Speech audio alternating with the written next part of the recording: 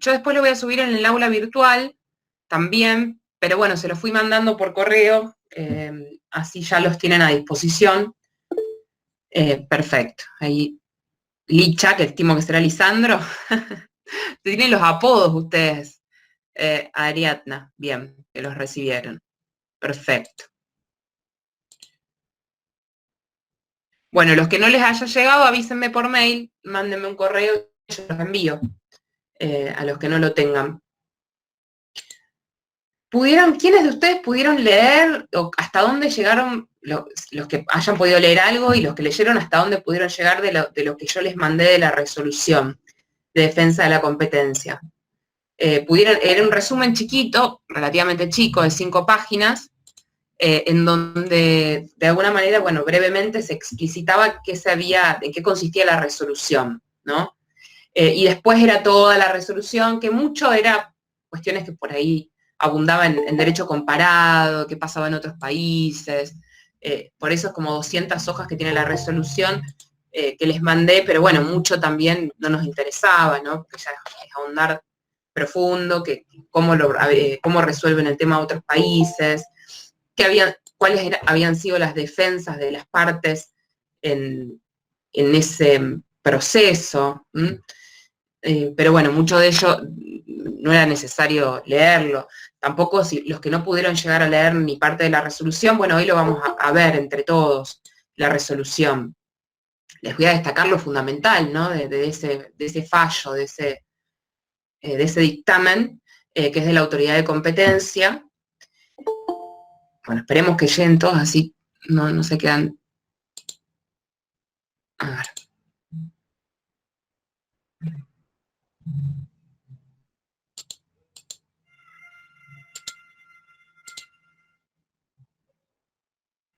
¿Alguno de ustedes pudo leer la resolución de fondo o leer gran parte de la resolución, más allá del resumen?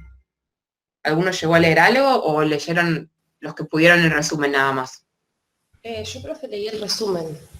Luana, vos pudiste leer, bueno, está bien, con eso van a tener una idea de hoy vamos a ver rápidamente, vamos a pasar, yo directamente les voy a transmitir, les voy a compartir la resolución, como hicimos con el fallo, y bueno, y recorremos lo que nos interesa de esa resolución, que un poco lo que va a hacer es ahondar o explicar más lo que brevemente el resumen les informa, ¿no? Que es muy breve, pero está bien, resume básicamente lo que fue el dictamen de defensa de la competencia. Bueno, 2 segunditos, espero 2 minutos más, cosa de que no interrumpir con los que van llegando, y ya arrancamos. Y vamos a ver un poco de qué se trata el fallo y comentamos un poco.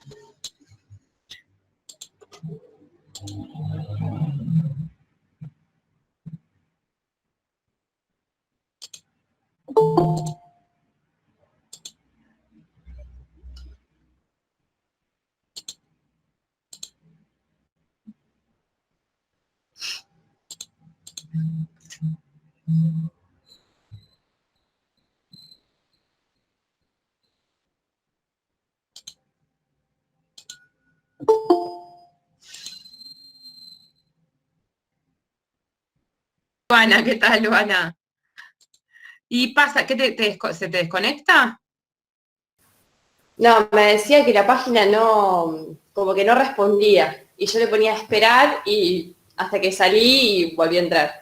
Sí, vi que salían y entraban. ¿Me escuchan bien? ¿No? Porque la vez pasada era el día de la tormenta, que fue que se escuchaba muy mal. Bueno, avisen si me paran, si yo no me estoy escuchando, digamos, si no se escucha, si se corta, y vemos cómo...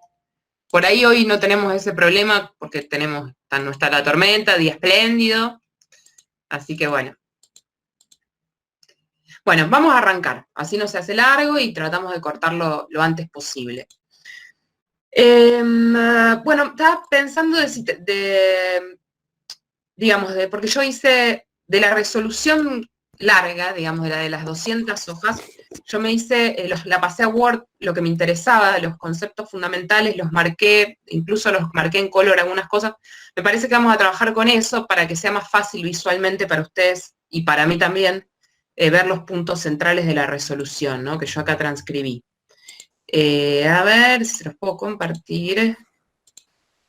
¿Lo pueden ver? A ver, estoy compartiendo un Word.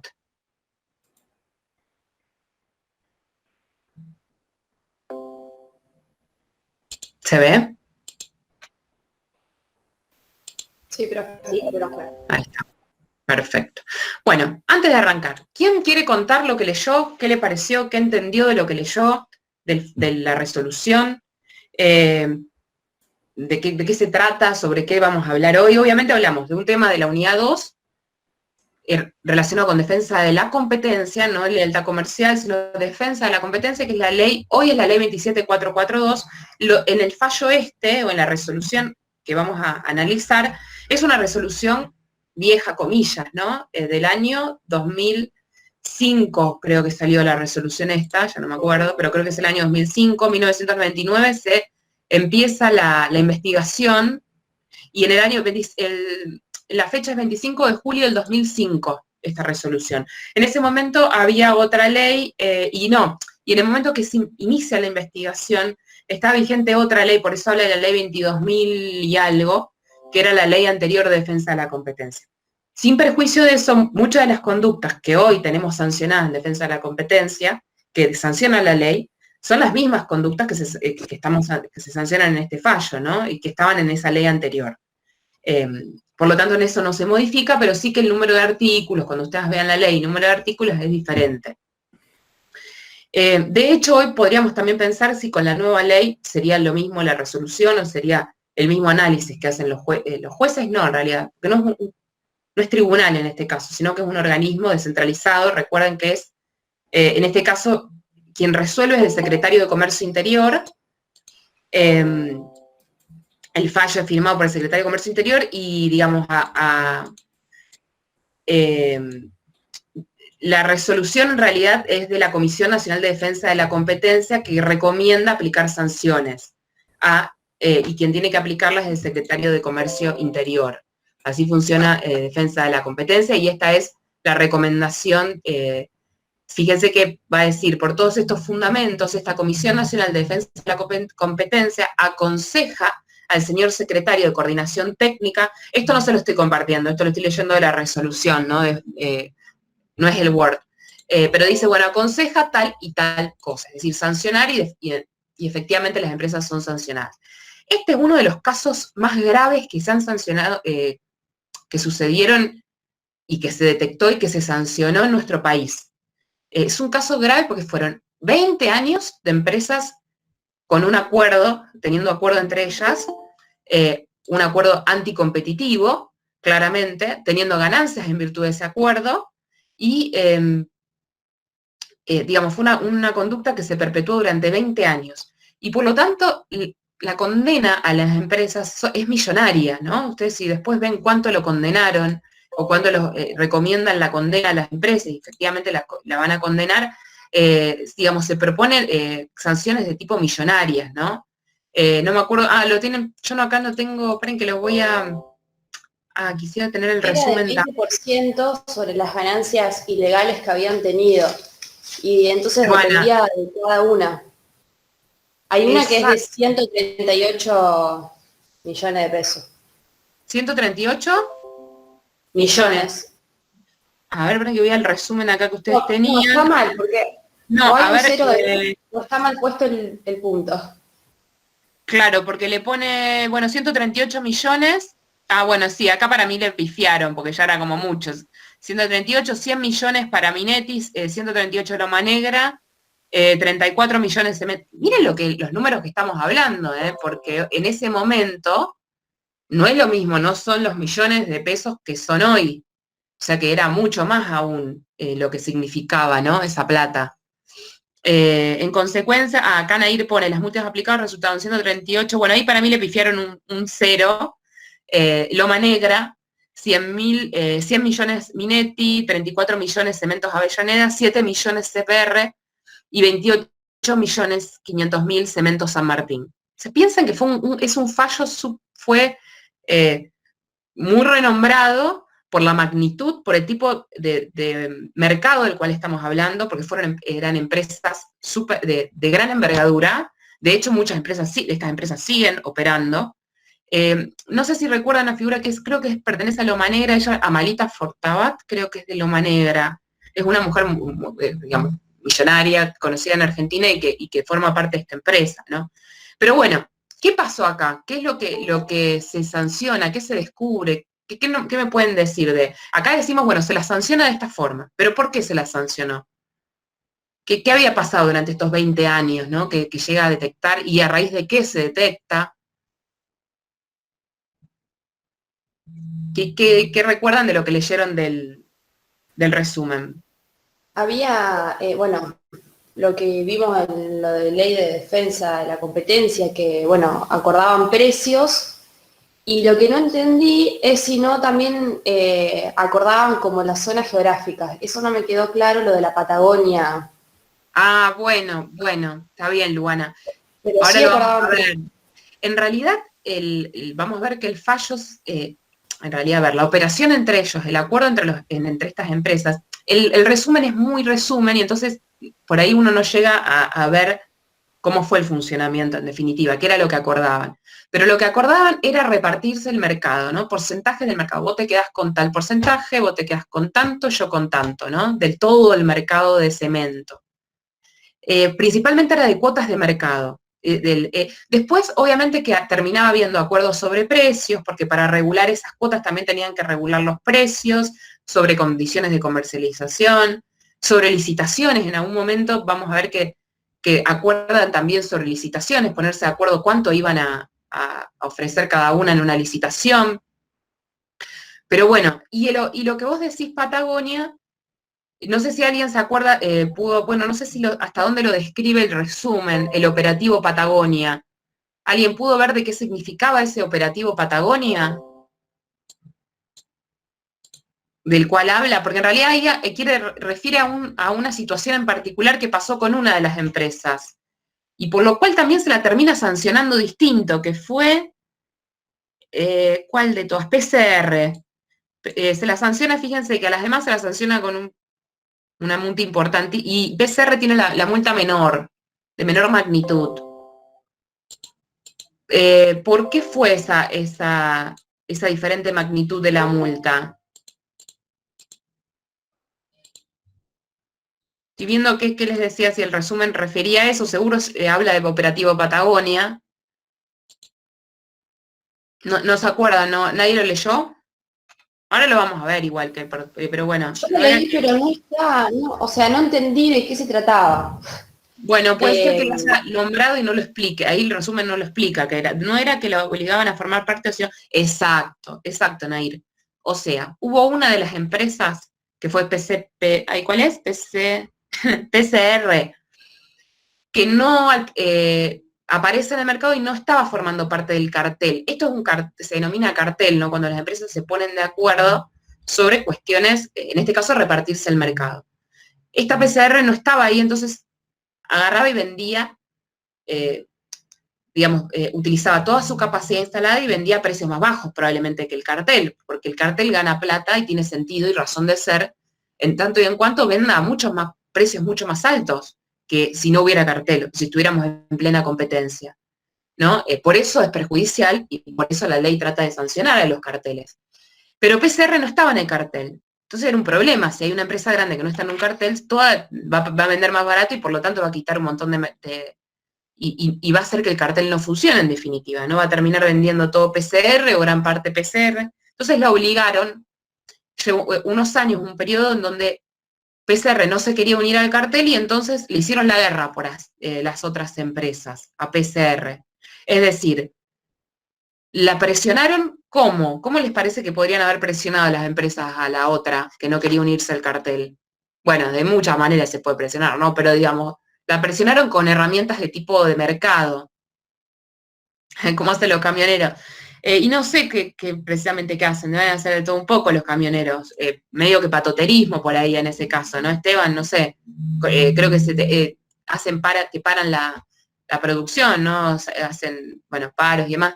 No, en el caso de acá, porque piensan que son empresas independientes unas de otras.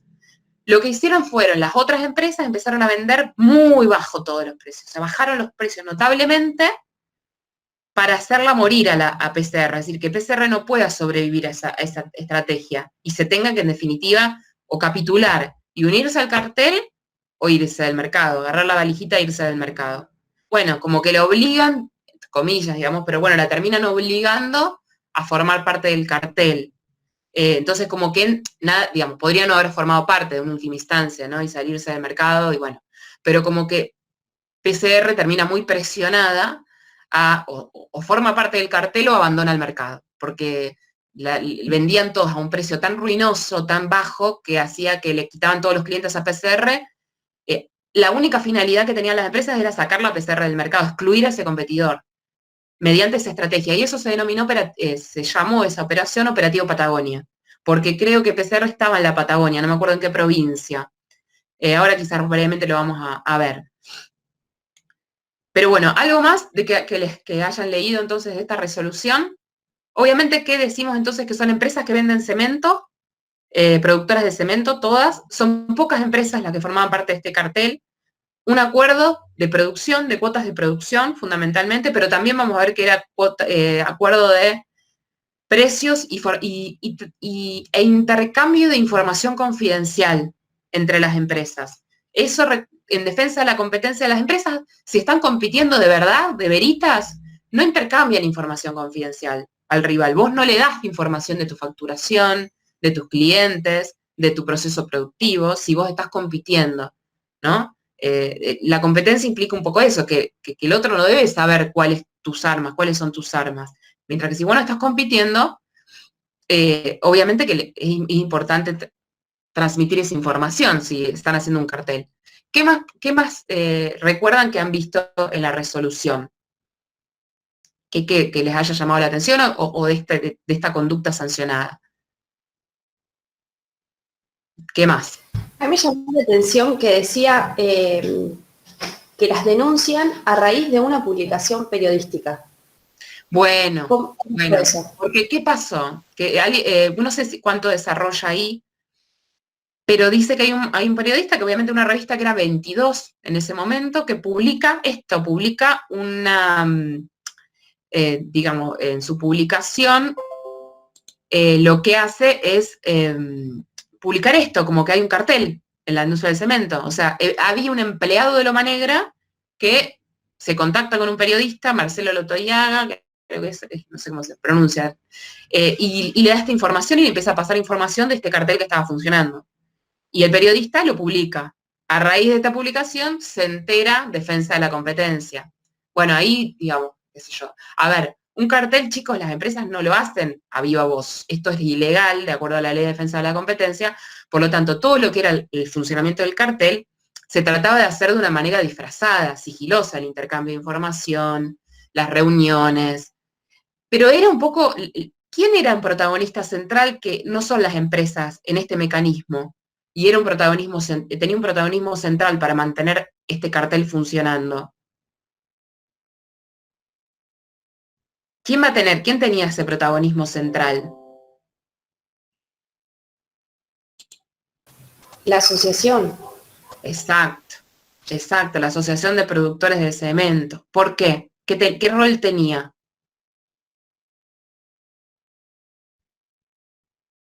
¿Qué rol tenía esa asociación?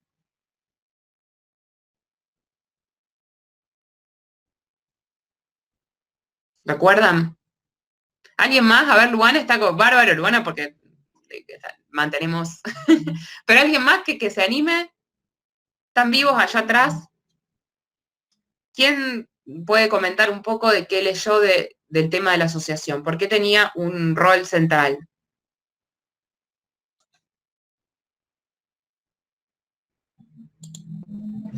Cri, cri.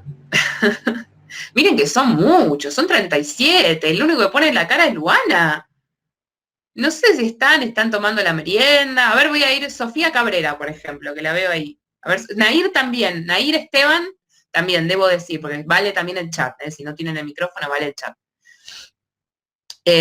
Sofía, no sé, ahí la veo. ¿Estará Sofía o está conectada así? No. Ah, me ponen en el chat que está. Bueno. Sí, sé que por ahí algunos no tienen micrófono. Pero bueno, a ver, Nair me pone como, no entiendo muy bien cómo actuaba la Asociación de Fabricantes de Cemento, productores de cemento. Si vendía o si solo organizaba. Bueno, ahora vamos a ver que esta asociación tiene un rol fundamental en el intercambio de información entre las partes. O sea, la asociación centralizaba todo lo que era la información de los despachos de cemento. O sea, cuánto vende fulano, cuánto vende tal presa, cuánto está vendiendo la otra, cuánto factura, cuántas bolsas de cemento vendieron. ¿Qué hay detrás de todo esto, chicos? Un oligopolio colusivo.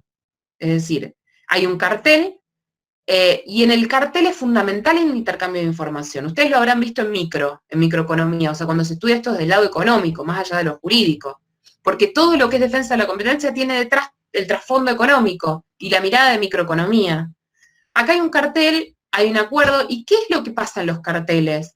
Hay un incentivo muy grande a la trampa, a que las partes no cumplan con lo que acordaron en el cartel. Porque si no cumplen y el otro no se da cuenta, gana más plata la parte que no cumple.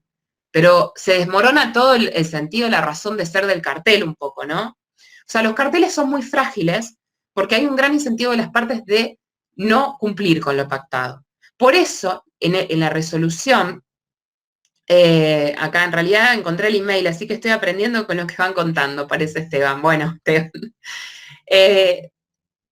Entonces, ¿qué pasa? Es muy importante para que el cartel se mantenga que haya un fluidez de comunicación, o sea, que cada una de las partes se mire y sepa lo que está haciendo la otra. Ojo con que alguien haga algo que va en contra de lo que se pactó en el cartel. Por lo tanto, la asociación tenía un rol central porque mostraba todo el tiempo, permitía el intercambio de información entre las partes. Hacía estadísticas en donde nombraba, y donde pasaba a las partes información confidencial de la otra, de los competidores, todo acordado entre ellas, pues estaban todos de acuerdo en esto. De hecho, se enojaban las partes si no se les llegaba la información en tiempo y forma. O sea, mensualmente se pasaban información de lo que vendía cada una, de lo que facturaba, de qué tipo de productos se vendía. ¿Por qué? Para ver si cada una estaba cumpliendo y esto permitía después ver cuál había vendido menos y entonces si había vendido menos de lo que ya estaba pactado como cuota, suponte que ella tenía pactado un 40% del mercado y había vendido menos, después tenían que reacomodarse para que cada una llegue a vender lo que se había pactado, ¿no? Es decir, que se cumpla con lo pactado. La asociación cumplió un rol fundamental en el fluidez de la información. De hecho, contrataban auditorías para que las partes corroborar que lo que estaban diciendo era verdad. O sea, que los datos que pasaban las empresas sean fidedignos. Pero todo a los fines ilícitos. O sea, la asociación no debiera tener esa finalidad. La asociación no debe centralizar información confidencial y pasarla a las partes entre sí. O sea, la asociación a lo sumo podría pasar datos agregados. ¿Qué significa esto? ¿Cuántos son los despachos de cemento en el mes en general, en todas las empresas? O sea, no particulariza en una u otra. Eso sí podría ser la asociación, pero no lo que estaba haciendo, que era información confidencial, pasarla a las empresas, ¿no? Y comunicarla. Y fue fundamental el rol de la asociación, por eso también se la condena, se la va a condenar. Bien, entonces, bueno, pasando acá al Word que le estoy compartiendo, fíjense que la resolución va a decir lo siguiente. Esta asociación de fabricantes de cemento es una entidad civil sin fines de lucro, que representa a la industria. La misión, entonces, bueno, ¿cuál es? La misión de esa que era otra. presente investigación de oficio tuvo como antecedente una requisitoria efectuada por el secretario de Industria, por lo cual solicitó a la comisión la investigación de una cartelización en el mercado de cemento, de una supuesta cartelización, en virtud de una nota que apareciera en la revista 22. O sea, al parecer el secretario de Industria hacía noticia de un supuesto cartel con la nota periodística. Bueno, hay que ver, digamos, la verdad que era un cartel es raro. También hay un poco que evidentemente en esos momentos, y aún hoy, los organismos de defensa de la competencia no funcionan de la manera que debieran funcionar, ¿no? Porque es un cartel muy grande, muy significativo en el mercado no era, o sea que es difícil que también nunca haya llegado información. Pero bueno, al parecer ellos se anotician de eso y por eso automáticamente se pide investigar. La comisión pide investigar. ¿Para eso qué hace la comisión? Allana, o sea, ojo que para allanar un domicilio tienen que pedir, en este caso, autorización a los jueces, ¿no? Pero pidieron autorización a los jueces para allanar los domicilios de las empresas, ir a las empresas, revisar la documentación. Fíjense que era viejo esto, porque en el 2013 procedió apertura de disquetes secuestrados en el allanamiento, bueno, para buscar toda la información posible, ¿no? Y darle fundamento a la investigación. Le solicitó información a empresas, le solicitó información, fíjense, a hoteles, distintos hoteles. ¿Por qué le interesará, no sé, información a un hotel en relación a esto? ¿Qué les parece? Y en realidad piensen que estos ejecutivos que van a acordar en algún lugar se tienen que juntar. Probablemente estas juntas de lo que van a llamar el clubcito, porque así lo denominan, cuando los altos directivos de las empresas se juntaban a acordar, a decir, bueno, a ver qué cuota tenemos cada uno, a qué precio vendemos. Había gente de la más alta esfera de las empresas que se juntaba a acordar, ¿no? Y bueno, y si vos constatás que los ejecutivos altos de varias empresas estaban reunidos tal día en tal hotel, y decís, ¿para qué estás reunido en tal hotel? O sea, eso es un indicio de que probablemente ahí hay un acuerdo.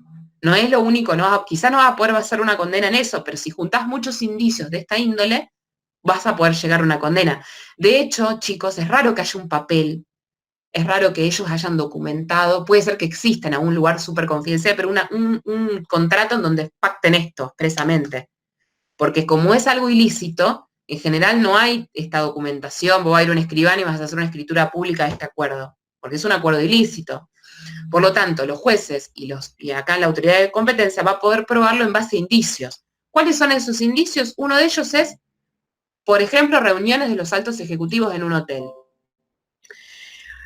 La resolución entonces es de fecha 23 de la Comisión Nacional de Defensa de la Competencia, fue 23 de agosto de 2004, y en donde imputa, digamos, en esta resolución imputa a las empresas, en los términos de la ley, esta es lo que les digo, la ley anterior de defensa de la competencia, por haber participado, fíjense el periodo en que participaron, entre 1981 y 31 de agosto de 1999, o sea, la cantidad de años que las empresas vendieron participando de un cartel y vendiendo a un precio obviamente súper competitivo, ¿no?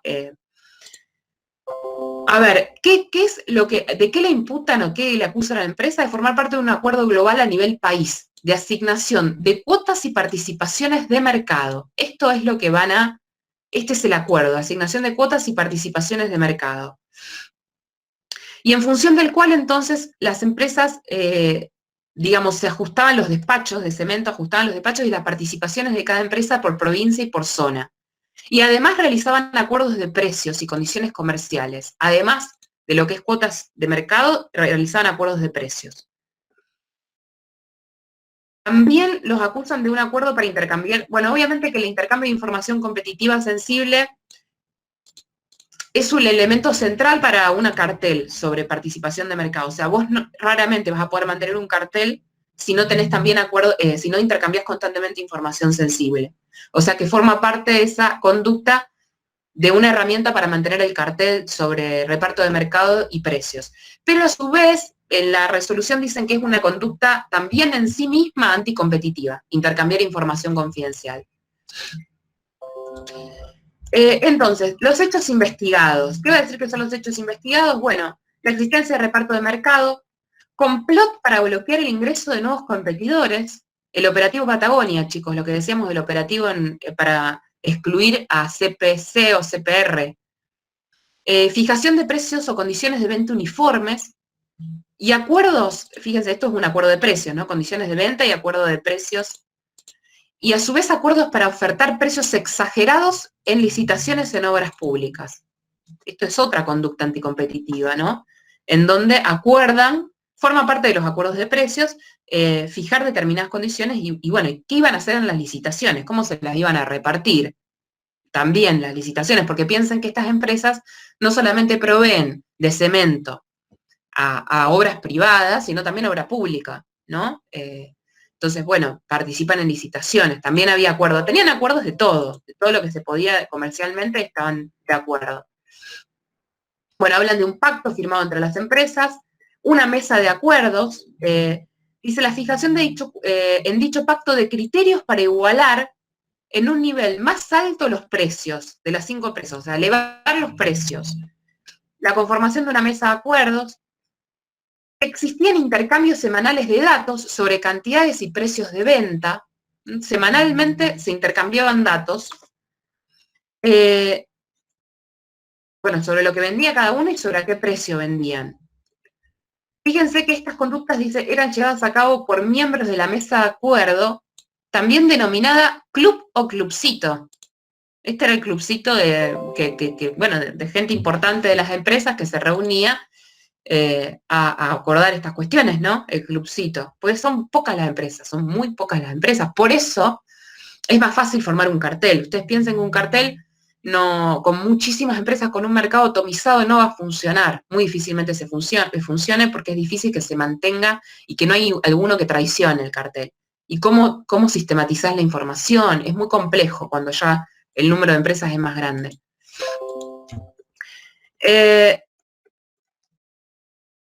Bueno, fíjense esto es el operativo Patagonia. Petroquímica Comodoro Rivadavia habría sido forzada a ingresar al club en 1989, luego de 2 años de resistir al ataque de los socios, dice. En 1987 era el único que abastecía cemento a la Patagonia, y dice que la batalla empezó en 1987, donde, bueno, ¿en qué consistía este operativo Patagonia? Le consistía en invadir la región con cemento más barato que PCR y en condiciones de venta mucho más blandas que el resto del país. Entonces, de esta manera, bueno, obviamente no le permitieron, se llevaron todos los clientes de PCR, no le permitían competir.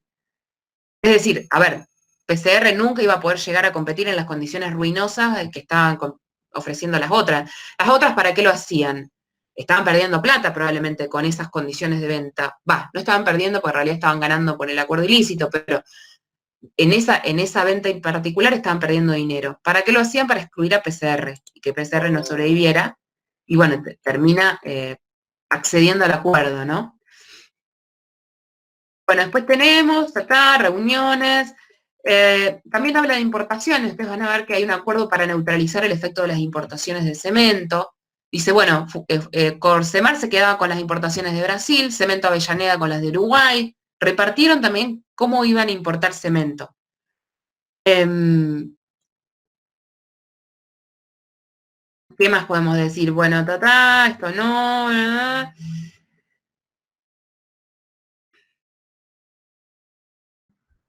A ver.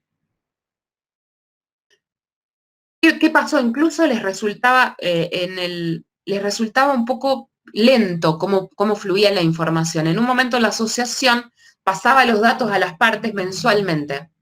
Y eso por el tamaño de las operaciones que manejan estas empresas, que son operaciones muy grandes, a veces de muchísimo dinero, y que tenían que continuamente readecuarse y ver cómo estaban cumpliendo con las cuotas cada una y si había que hacer readecuaciones. Bueno, les resultaba muy lento que la información fuera mensual. Entonces llegó un punto que la asociación empezó a hacer informes semanales, mucho más.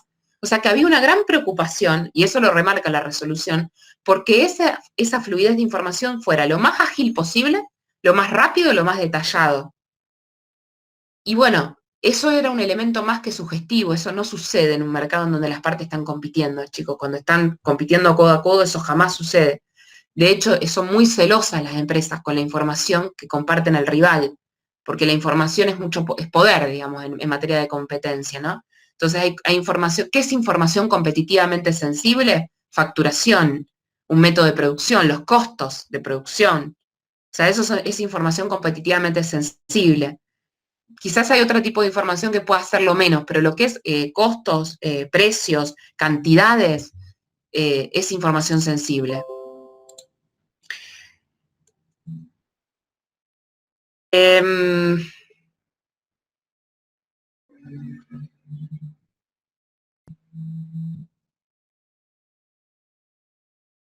Bueno, lo que les digo, lo que les decía hace un rato, para lograr que las empresas no mintieran, porque las empresas podían mentir en las cifras que dicen que vendían, la asociación contrata un auditor externo, al efecto de calcular, del cálculo de la cuota social que las empresas debían contribuir a la asociación.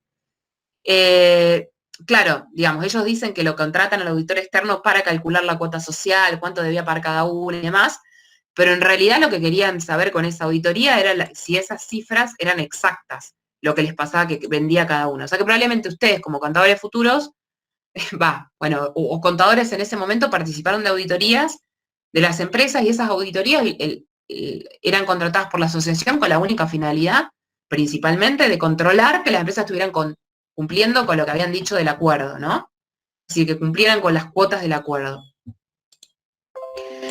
¿Quiénes se juntaban para negociar o para solucionar problemas? Los gerentes de ventas de las empresas. Formaban parte del clubcito, ¿no? Los gerentes de ventas de las distintas empresas. Bueno, después esto en cuanto a las conductas y por qué, en qué consisten estas conductas de las empresas. Pero después tenemos que la resolución va a desarrollar en qué consiste la industria, el segmento Portland, o sea, cómo funciona la industria, ¿no? Porque también es importante para entender por qué las empresas pudieron incurrir en esta conducta. Bueno, dice cuál es el medio de transporte, dice que hay costos de flete muy altos en este mercado, los costos eran muy altos, es un producto muy estandarizado. ¿Qué significa que es estandarizado? Que en realidad a los demandantes le da lo mismo comprar cemento a Minetti, comprarle a Loma Negra, comprarle a CPCR, creo que era. Le da igual, porque en principio el producto es similar, es homogéneo. Que el producto sea homogéneo ayuda mucho a que un cartel funcione. Porque si hay diferenciación de producto y demás, es muy difícil hacer un cartel ahí. Pero cuando el producto es más homogéneo, es uno de los elementos que facilita los carteles. Acá Esteban me dice, estas auditorías no fueron acusadas de nada. La verdad que no sé qué pasó, si hubo algún tipo. No sé, no creo que. Imagínense que esto tardó en acusar a las propias denunciadas, a las propias empresas protagonistas de la conducta ilícita. Yo no sé si han ido hasta los auditores a algún tipo de. Y hasta qué punto podrían dilgárseles a una responsabilidad. No sé. Podría ser, yo también la pensé, hasta qué punto. Pero bueno, en definitiva, a los auditores los contrataron, podría ser un tipo de colaboración hecha para esta conducta. Pero ellos, bueno, me contrataron para tal cosa, cumplieron con lo contratado. No sé hasta qué punto podrían, hay que ver, podrían haber sido responsables. No sé si eran semanales, Lisandro, las auditorías ahí. No, lo que era semanal era la información que daba la asociación a todas las partes, semanalmente. Y ojo, que la información no era visiblemente que esa información confidencial, todo el mundo sabía que ellos intercambiaban información confidencial. O sea, en principio esa información era muy confidencial y no era viva voz que se intercambiaba, ¿no? Pero sí la asociación funcionaba como intermediaria de ese intercambio.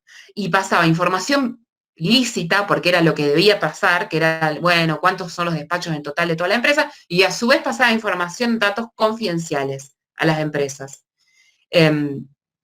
Y eso creo que no era viva voz, obviamente, porque es una muestra de un cartel, entonces como que eso suele ser muy. De hecho, qué sé yo, pasan los carteles, hay conductas cartelizadas en todos los negocios. Creo que había también hace poco una sanción en ebooks o en conducta esta de tipo software y ese tipo de industrias, en donde creo que Apple, no sé si Apple fue condenada también en alguna conducta anticompetitiva, y donde decía, bueno, te mando este correo, pero borralo enseguida. Pónganse, ese tipo de cosas pasan cuando hay un cartel. O sea, porque nadie tiene que detectar que hay un cartel, salvo que, no sé, esté de acuerdo con la autoridad de turno y haga la vista gorda, digamos. Pero alguien te puede denunciar y bueno, y hay que ver cómo defendés, ¿no? Después si hay un cartel. Pero los carteles son en las sombras, no es a viva voz, es todo más oculto, ¿no? O debiera serlo porque esto es ilegal. Y más cuando hay autoridades de competencia que funcionan y que están alertas, que no haga la plancha la autoridad de competencia. Acá parece que todo surge a raíz de la nota periodística. Iba a quedar muy expuesta la autoridad de competencia si había una nota periodística que decía todo esto y no había ningún tipo de investigación tampoco, ¿no? Es decir, pero bueno, hay muchos intereses en juego en este tipo de... Ustedes piensan que se manejan muchos intereses y de mucho dinero. Piensen lo que estamos hablando de dinero, chicos, lo que significa esto para las empresas. Y después eso le ingresó en multas a la autoridad de competencia, ¿no? Digamos, ingresa en calidad de multa dinero que entró. Bueno, tenemos la evolución del sector, no vamos a mirar cómo evoluciona el sector, ¿no? Es todo un desarrollo que se hace de cómo fue evolucionando, pero lo que muestra esta evolución es que hay un escaso número de firmas que operan en el mercado. No son muy poquitas las firmas que operan en un mercado muy importante.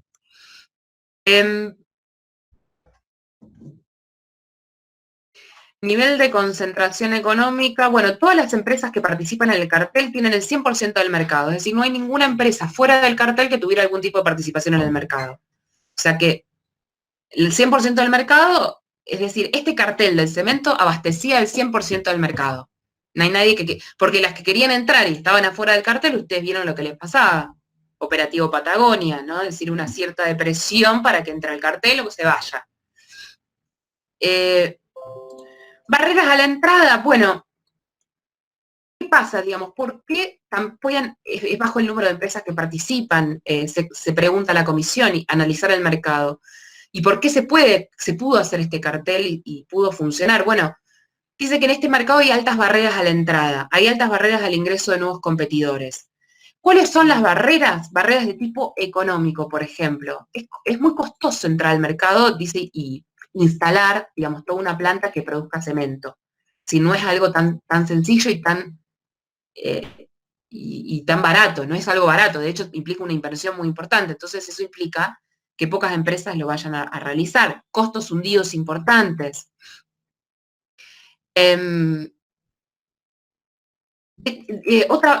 Dice, tienen capacidad ociosa las empresas, dice, tienen mucha parte de su planta que no utilizan. ¿Por qué tienen parte de su planta que no utilizan? Porque si aparece un competidor, ellos automáticamente van a utilizar el resto que tienen ocioso y para permitir de alguna manera excluir a ese competidor, fíjense, la capacidad ociosa mantenida permite actuar como una barrera a la entrada de nuevos competidores. Al permitirle a las empresas establecidas responder rápidamente a la entrada de un nuevo competidor.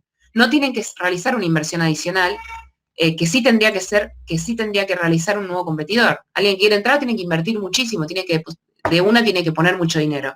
Mientras que la empresa ya tiene toda su instalación y puede fabricar mucho más y ya tiene todo ya instalado, ¿no? Toda esa capacidad ya instalada. Bueno, hay otras razones que da de por qué, digamos, cuestiones que desalientan que haya nuevos competidores, desalientan la entrada. Integración vertical entre las empresas participantes, o sea, las empresas participantes del cartel actúan en distintos eslabones de la producción, ¿no? Es decir, en comercialización, en la parte de extracción del material para hacer el cemento, en la producción del cemento, luego en la comercialización, o sea, estaban integradas verticalmente. Entonces eso podía hacer que si un competidor quisiera entrar, tuviera dificultad, por ejemplo, en acceder a un insumo, o sea, que le pudieran hacer un poco complicado acceder a los insumos. Todo para evitar que entren nuevos competidores. Bueno, bla, bla, bla, la industria, entonces, bueno, no vamos a hacerlo largo esto.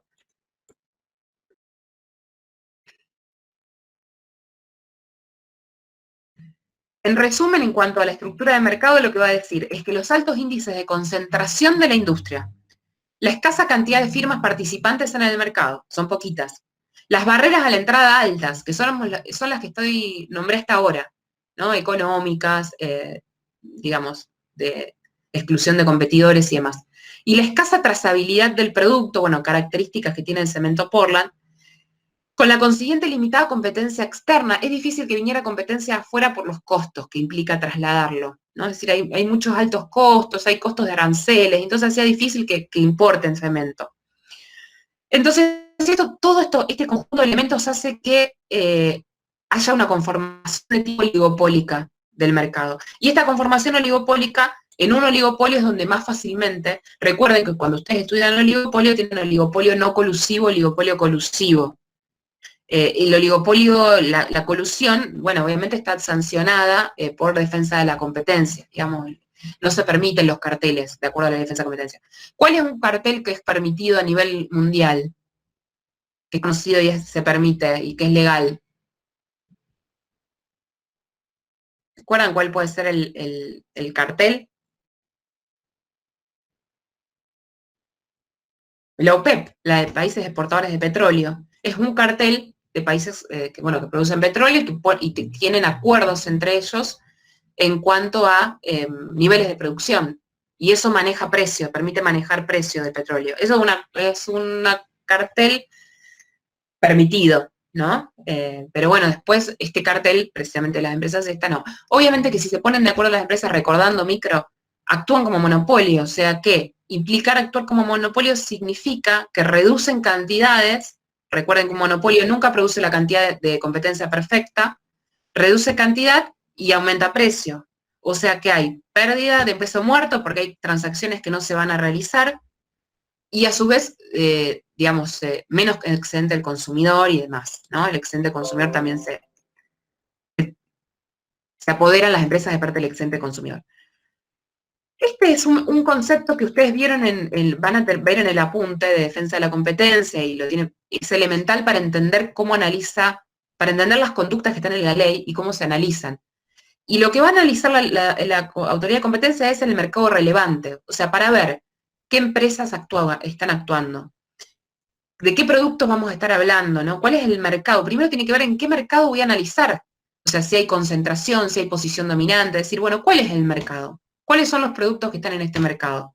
Mercado relevante de producto y mercado relevante geográfico, es decir, ¿hasta dónde abarca el mercado? A veces abarca poco espacio, digamos, territorio, una ciudad, por ejemplo, un pueblo, puede abarcar la nación. En este caso, el mercado se tomó como a nivel nacional, porque el acuerdo de las empresas cementeras fue a nivel nacional. O sea, todas se ponían de acuerdo en, bueno, vos en tal provincia ofreces tanto, tenés tal cuota, tal va a ser tu nivel de producción, pero era en todo el país. O sea, estas empresas funcionaban en todo el país. Entonces, el acuerdo se entiende que el mercado relevante es a nivel nación. Miren lo que dice acá en el ítem 99 de la resolución. El ejercicio de definición del mercado relevante, tanto dimensión de producto como geográfica, en el caso de investigación de conductas anticompetitivas, debe partir del producto y del área geográfica involucrados en la conducta investigada, e interrogarse si un hipotético monopolista de dicho producto y área geográfica le resultaría rentable aplicar un incremento leve pero significativo y no transitorio en el precio con relación al nivel competitivo. O sea, si yo digo, bueno, en un territorio, digamos, puedo, ¿qué pasa? Como acá se tenía en cuenta que sí, que era a nivel nacional, es decir, que se aumentaba un poco el precio, los consumidores no iban a poder ir a otro lado, o sea, no había otro mercado, digamos, otro lugar donde pudieran darse vuelta y comprar. Se iba a poder, un monopolista podía mantener acá, un incremento, podría mantenerse un incremento y sostenerse. ¿Qué pasa? Si yo digo, bueno, hay un determinado, no sé, ¿cuál puede ser, si hablo de otro tipo de negocio, qué sé yo, si fuera el producto, no sé, a ver, hablamos del agua saborizada, por ejemplo, y aumenta un poco el precio. Bueno, ¿a dónde pueden ir en cuanto al producto los consumidores? Y se podrán ir hay que ver si se van a Coca-Cola. Si el consumidor, si le aumenta un poco el agua saborizada, significativa y sostenidamente, y entonces se da vuelta y va a comprar Coca-Cola. Yo creo que quizás no, que el consumidor de agua saborizada, consume saborizada, y a lo sumo podrá consumir, qué sé yo, Terma, no sé, que podría ser un sustituto, pero no va a darse vuelta y se va a ir a Coca-Cola. Por lo tanto, Terma, supóngase, y agua saborizada forman parte del mismo mercado relevante de producto, pero no Coca-Cola, porque el consumidor quizás no lo considere sustituto.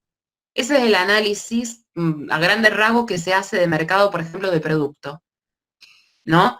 Y en cuanto, no sé, si el supermercado me aumenta el precio en tal nivel, durante un tiempo, bueno, hacia dónde va a poder ir a comprar el consumidor, hacia dónde va a ser el máximo que va a comprar. Quizás no se va a ir a Arroyo Seco a comprar, se va a quedar dentro del radio de un radio geográfico determinado. Entonces, si no se va a Arroyo Seco, yo Arroyo Seco no lo voy a tener como mercado relevante de mi análisis. Voy a tener hasta dónde el consumidor está dispuesto a correrse e irse si aumenta un poco el precio de lo que yo estoy analizando, ¿no? Del rubro de la industria que yo estoy analizando del producto. Entonces, si se va a otro, digamos, y ese me va a permitir determinar el radio geográfico. No sé si me logro explicar, es un poco, pero esa es la idea de mercado relevante, ¿no? De analizar mercado relevante.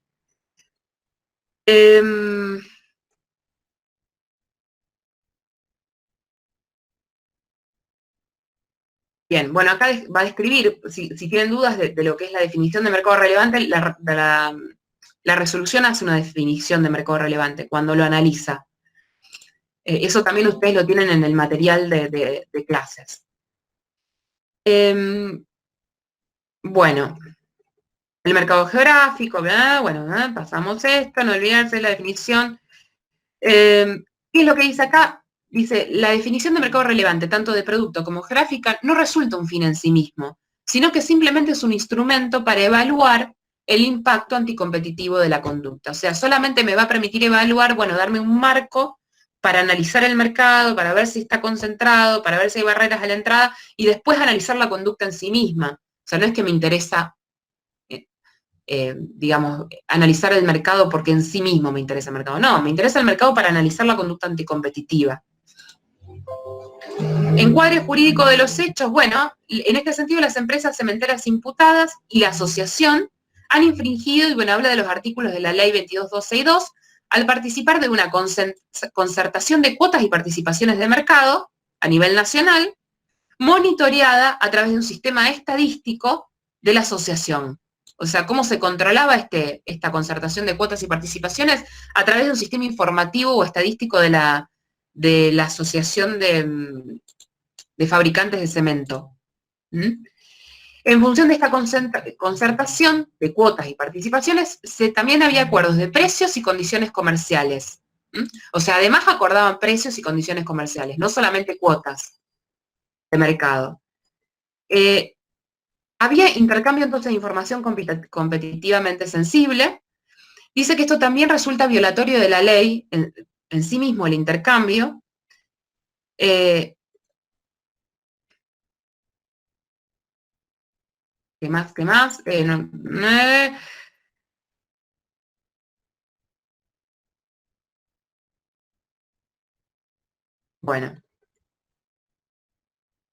Bueno, concertación de cuotas de mercado de acuerdo de precios, Las conductas de cartelización siempre se consideran las más dañinas de defensa de la competencia. Las más son los carteles o hardcore cartels. Creo que se escribe así, son hard en inglés.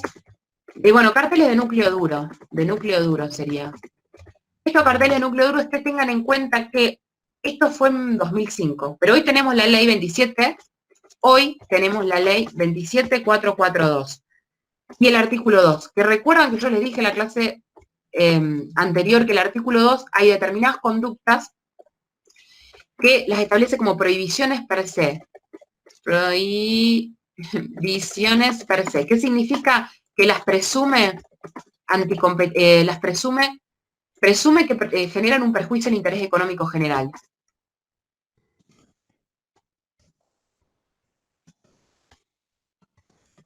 Económico general. Estas conductas están, entre ellas está el acuerdo de precios, ¿no? El acuerdo de precios, reparto de mercado, todo esto que hoy forma parte de esta resolución, está en la nueva ley como una conducta que ya se presume anticompetitiva. De hecho, que se tiene como de nulidad, ¿no? Es decir, que está discutido cuál va a ser la interpretación de este artículo, chicos, porque la verdad que todavía no hay resoluciones suficientes. Pero si hoy estuviéramos con este caso del cartel de cemento, con esta nueva ley, y le es mucho más fácil, porque ya se presume, no lo tienen ni que acreditar de perjuicio de interés económico general, porque se entiende que esta conducta de por sí es anticompetitiva, entonces ya tiene como que la ley las condena más fuertemente aún, que lo que condenaba en ese momento con la ley 2262. Hoy es mucho más grave la condena que le da la ley, el artículo 2, porque enumera una serie de conductas que dice estas son súper dañinas, y presumimos que producen perjuicio. Y las del artículo 3 dice, bueno, estas conductas también son anticompetitivas, pero no les da el carácter de tan dañinas, sino que deberá probarse que generan un perjuicio al interés económico general, en el caso concreto, y bueno, digamos, como que les atenúa el peso de esas otras conductas. Pero lo que son carteles, acuerdo de precios, reparto de mercado, acuerdos de licitaciones, alerta roja, o sea, le pone como que son conductas hiper dañinas, ¿no? Y esto, bueno, parte de jurisprudencia de derecho comparado, ¿no? Que se sigue la jurisprudencia de otros países.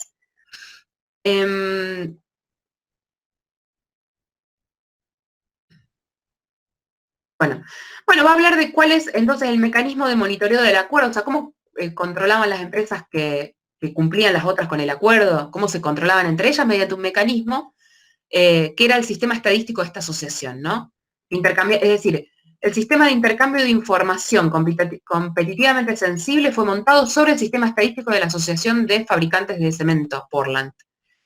Era imprescindible para detectar incumplimientos y corregir desvíos respecto de las cuotas y participaciones.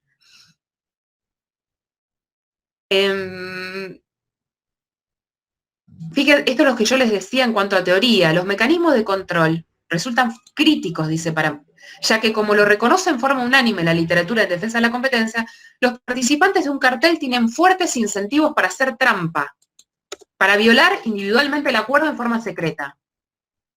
Entonces, tienen que controlar y monitorearse que cada uno esté haciendo los deberes y cumpliendo el acuerdo tal cual habían quedado.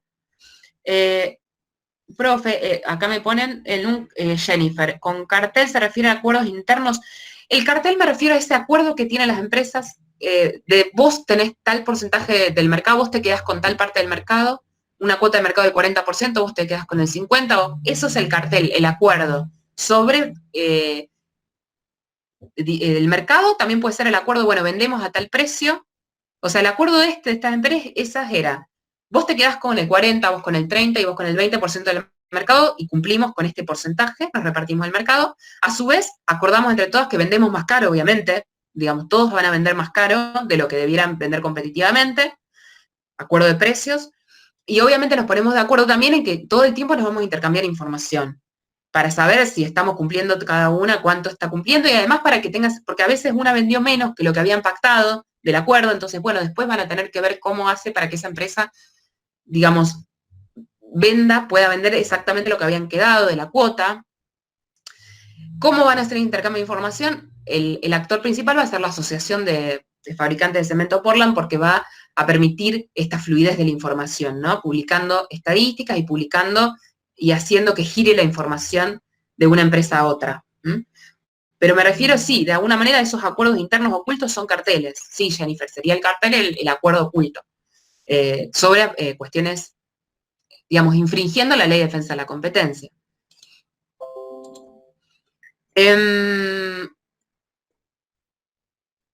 ¿Qué más? Bueno, información entonces competitivamente sensible. Bueno, conclusión, la necesidad de implementar un sistema de intercambio de información solo es explicable por el propósito de las empresas y de la asociación de controlar el cumplimiento de un acuerdo. ¿Qué significa esto? Que dice la comisión, bueno, gente, no se entiende que la asociación tenga toda esta información, esta sistematización, esta sofisticación en la información, las auditorías y toda la precisión, y además que si no hay un acuerdo, si no es que esto lo está teniendo con fines de, digamos, de mantener un cartel. Si no, no se entiende, dice, ¿por qué está tanto interés en las empresas en que había demoras en la entrega de información? Era raro, huele raro. Y es un indicio claro de que esto formaba parte del cartel. Auditorías, esto es lo que usted me preguntaban. Ha quedado acreditado que las empresas imputadas y la asociación se encontraban preocupadas por controlar la exactitud del sistema de intercambio de información, para lo cual encargaron auditorías de despacho y facturación a empresas especializadas.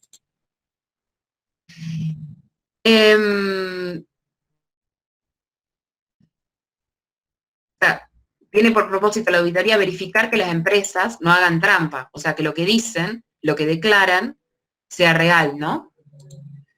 Y dice, bueno, también por otro lado, bueno, ¿qué personas estaban involucradas en estos, quiénes hablaban entre sí, quiénes estaban activamente participando en este intercambio de información? Justamente la gente del área comercial o de ventas. Dice, justamente cuando hablamos de tema de competencias, la gente de ventas, la gente comercial que está involucrada, significa algo. O sea, hay que ver qué tipo de empleados estaba participando en este intercambio. Justamente los de ventas. Entonces dice, el hecho de que el personal comercial o de ventas se involucrara en el sistema de intercambio de información, encuentra explicación en que la información en cuestión resultaba un insumo necesario para la toma de decisiones comerciales de cada una de las empresas, ¿no?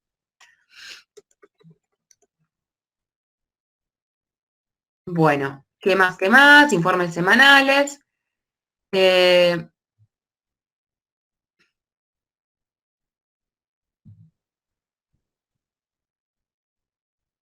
Bueno, competitivamente sensible. O sea, la información que era sensible, o la información que, digamos, que mostraba a las claras que era medio, esto era un cartel, era confidencial, o sea, se suministraba en carácter de confidencial, tenía tratamiento confidencial, secreto, ¿no? En cambio, dice, la información sobre despachos de carácter público, es decir, digamos, la información que la asociación sí, todo el mundo sabía que ella suministraba, esa era sobre datos agregados, ¿no? Es decir, no distinguía entre empresas, no era tan detallada esa información. O sea, lo que la asociación públicamente decía que ella suministraba era información legal, digamos, bueno, cuánto en general toda la industria produce, no era información detallada de cada empresa. Esa información detallada de cada empresa era confidencial y se la pasaba y era el intermediario entre una empresa y otra y suministraba esa información a la empresa, pero eso era más carácter secreto, obviamente, porque era muestra de un cartel, o sea, de alguna manera ilustraba el acuerdo, ¿no? Como que la delataba ese tipo de información. Bueno, había también acuerdos de precios, con el mercado se ha distorsionado. Operativo Patagonia, acá aparece me parece súper, no sé, para una película, chicos, del Operativo Patagonia. No sé si sería divertida, pero es una película. Ya lo dijimos un poco en qué consistió el Operativo Patagonia, acá lo resalta. Miren cómo lo expresa, la capitulación de CPC se habría firmado el 30 de agosto, de PCR, perdón. A condición, dice, de que vendiera solo en la Patagonia, dice, está bien, bueno, perfecto, quédate en el mercado, forma parte del cartel, pero solamente vas a vender 3,37% del total nacional en la Patagonia. ¿Se acuerdan cuánto debía vender la empresa?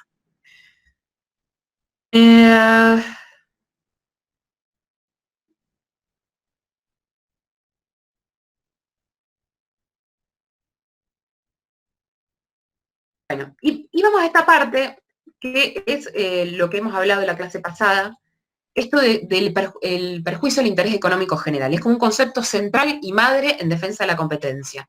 Y acá va a poner especial énfasis la resolución de la comisión en por qué acá consideró afectado, porque ustedes recuerdan que en este momento incluso ya no se presumía el perjuicio al interés económico general. Es decir, ante la acreditación de la conducta debía probarse que esa conducta generaba perjuicio al interés económico general.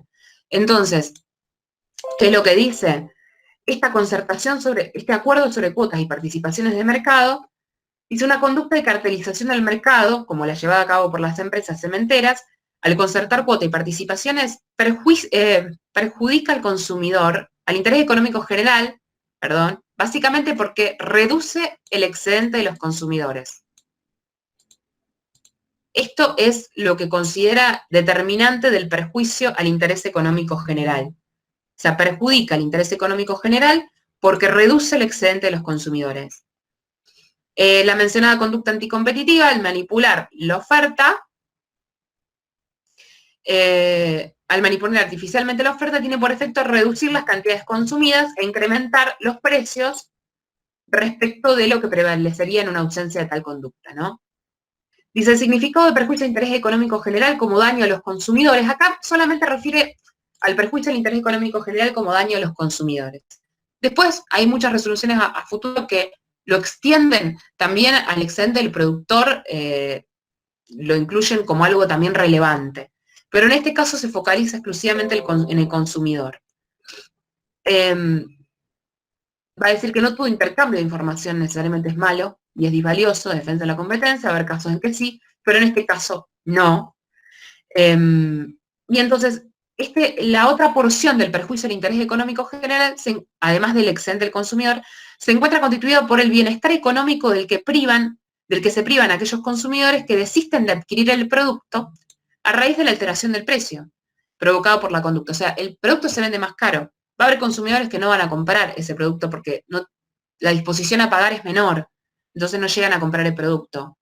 Entonces, hay una pérdida de peso, digamos, social, de pérdida social neta, ¿no? Desde peso, sí, peso muerto me sale, pero pérdida de, digamos, de eficiencia que se va a generar producto de este cartel, ¿no? Que actúa como monopolio. ¿Mm? ¿Preguntas hasta acá? ¿Dudas, preguntas? No, profe. Tienen que... Me fui. Profe, Sí, Belén.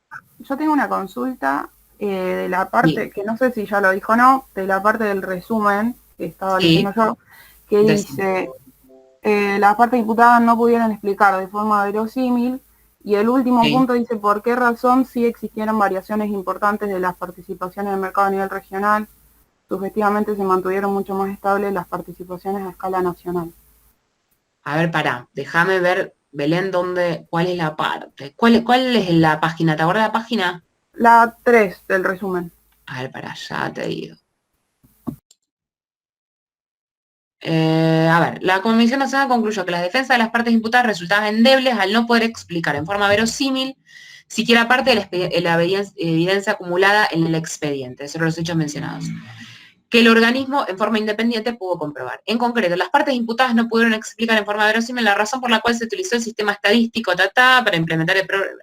¿Por qué razón se auditó en 3 oportunidades la información? ¿Por qué razón ¿Por qué razón la... Es el último punto, pero el último. ¿Por qué razón la información individual de cada empresa intercambiada a través del sistema estadístico, esto es, recibe trato confidencial? No. No, el último punto. ¿Por qué razón sí existieron variaciones? Importantes de las participaciones de mercado a nivel regional, sugestivamente, ¿por qué razón? Si existieron variaciones importantes de las participaciones de mercado a nivel regional, sugestivamente se mantuvieron mucho más estables. Bueno, porque fíjate que ellos, digamos, el cartel, a veces los indicios de que hay un cartel, vos tenés que ver cuánto, porque si yo estoy en general, si estoy en una situación más competitiva, va variando mucho las participaciones de mercado de las partes, porque se van, digamos, ganando, los rivales se van ganando mercado cuando yo tengo competencia. Pero cuando yo estoy en un marco de un cartel y de un acuerdo, una de las cuestiones que analizan siempre las autoridades de la competencia y miran un poco es, a ver, ¿cómo fue la variación de las participaciones de mercado de estas partes del mercado? ¡Qué raro! Todas las mismas mantienen más o menos estable la participación de mercado. Bien. Habla de eso, de que se definían entre ellos qué porcentaje iban a tener cada uno. Claro, porque ellos... entonces, obviamente que vos vas a ver que varios años ellos mantenían más o menos estable la participación de cada empresa. Dice, bueno, Lomanera tenía más o menos el 40% del mercado, Minetti tenía el 30%, no me acuerdo exacto ahora cuánto cada una. Entonces, otro indicio que te huele raro es cuando las empresas empiezan a tener una participación demasiado estable. No es un indicio que te pueda permitir condenar a las empresas solo eso. Porque pueden ser otras razones, porque a veces es muy complejo los oligopolios, cómo funcionan. Es lo más complejo de la estructura de mercado de entender cómo funcionan los oligopolios. Pero cuando se ve eso, dice, ojo, ustedes tampoco pudieron explicar cómo a escala nacional se están manteniendo las participaciones. Qué raro, digamos, mantienen tan estable las participaciones 20 años, ¿no? Nos suena que acá puede haber un acuerdo detrás de esa estabilidad. ¿Me explico, Belén? Sí, profe, gracias. A eso se refiere. Igual hay parte que tuvo un desarrollo de cómo se defendieron cada una de las partes que por ahí, bueno, pero igual, digamos, creo que también debe estar, yo hasta no llegué a leer toda la parte de la defensa, no leí absolutamente todo, pero está la defensa de las partes que han dicho y que han alegado. Pero a eso se refiere básicamente, ¿no? De las participaciones de mercado les parece raro y no pudieron explicar por qué estaban tan estables. No dieron una explicación satisfactoria, digamos. Habían explicado algo, pero no fue satisfactorio. ¿Algo más? ¿Preguntas? ¿Otra pregunta? les quiero una sola cosa mostrar, a ver si puedo mostrar esto. ¿Estoy presentando todavía? No. No, está bien.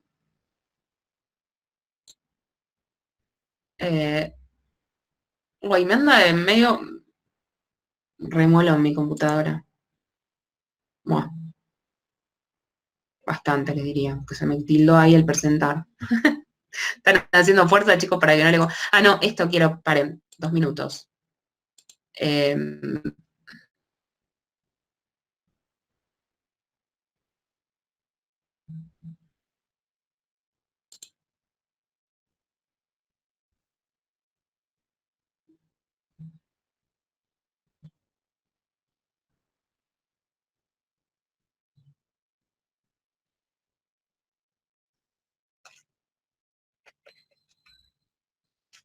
A ver si es esto.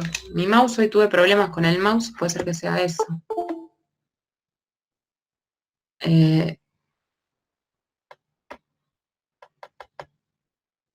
Bueno, no lo voy a tener acá, perdón, le queríamos compartir algo, pero no la tengo acá. Es una computadora y tengo pocas cosas. Bueno, a ver si 2 segunditos, no puedo con mi genio, quiero mostrarlo y no.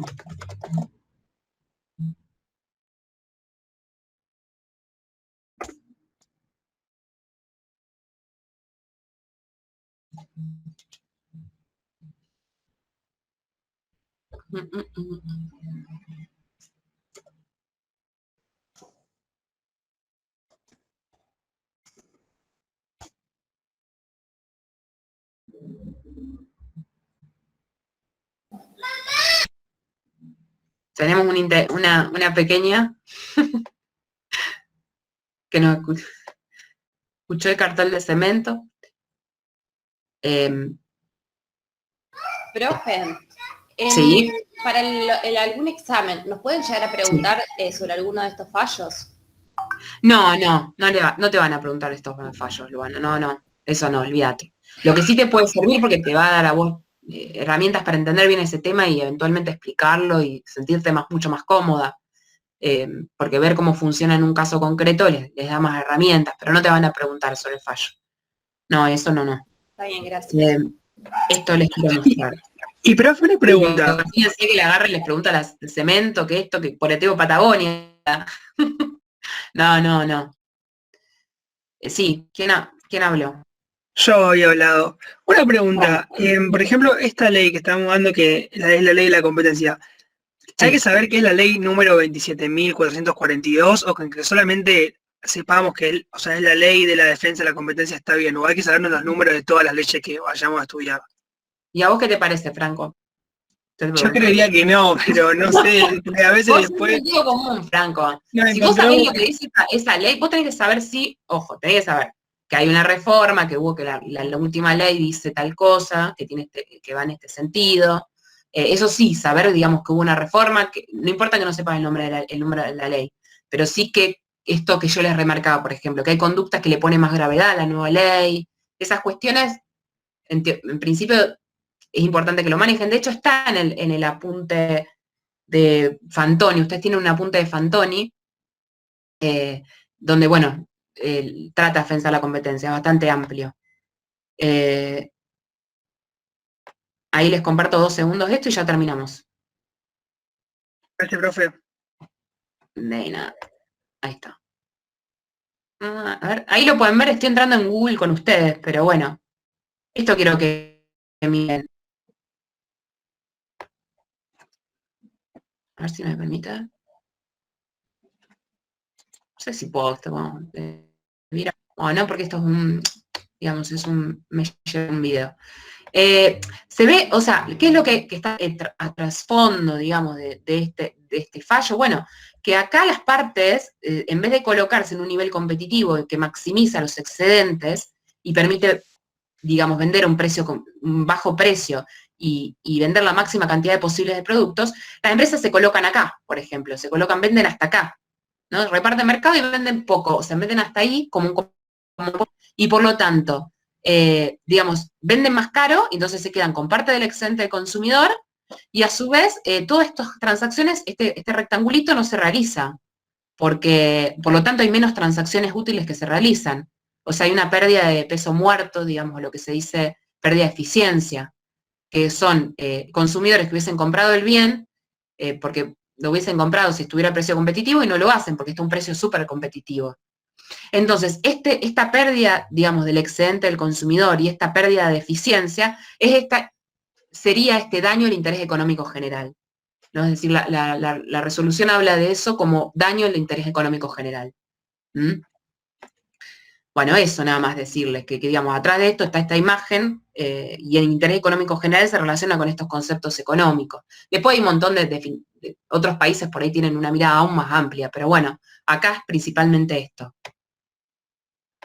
Bueno, chicos, hasta acá llegamos entonces con el cartel del cemento, pero bueno, cualquier duda me preguntan. En la semana que viene ya tenemos la unidad 3, arrancamos con la unidad 3, que es contabilidad obligatoria, exhibición de libros, rendición de cuentas, así que bueno, vamos a ver ese tema.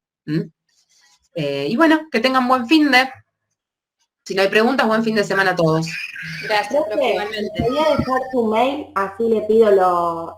Sí, sí, se los anoto acá, es bueno, sí, porque nunca me lo acuerdo. lauvirgolini@gmail, pueden mandarme acá a gmail.com, me pueden mandar en correo. Gracias, profe. Gracias, profe. No hay por qué. Buen fin de semana a todos. Cuídense. Chao, profe. Hasta luego. Chau, Luana.